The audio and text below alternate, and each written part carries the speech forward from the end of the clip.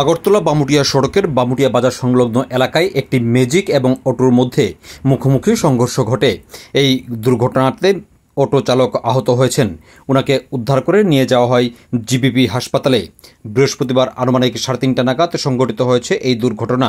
ঘটনাস্থলে পৌঁছায় বামুটিয়া ফাঁড়ির পুলিশ। দুর্ঘটনাগ্রস্ত ম্যাজিক এবং অটো উদ্ধার করে নিয়ে আসা হয়েছে বামুটিয়া ফাঁড়িতে। যদিও এই ঘটনাকে কেন্দ্র করে এখন পর্যন্ত কোনো পক্ষের তরফে পুলিশে কোনো ধরনের অভিযোগ দায়ের করা হয়নি। এই দুর্ঘটনায় দুটি যাত্রীবাহী গাড়ির মধ্যে কোনো যাত্রীর হতাহতের কোনো খবর নেই। যদিও অটো চালক বর্তমানে জিবিপি হাসপাতালে চিকিৎসাধীন।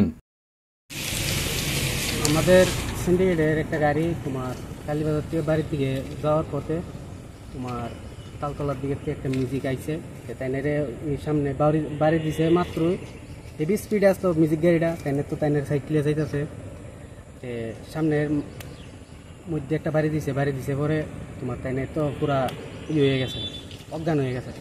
তারপরে আমাদের একটা রোডের গাড়ি আইছে পরে এবার লয়ে গেছে তাইনের হসপিটাল। দূরে আমরা অটো চালক বেশি আহত হয়েছে? বেশি বলতে মাথাও তো দুঃখ পাইছে, শরীরে দুঃখ পাইছে, মোটামুটি ভালো দুঃখ হয়েছে। গাড়িটা ক্ষতিগ্রস্ত হয়েছে নি? গাড়ি তো পুরা হয়ে গেছে।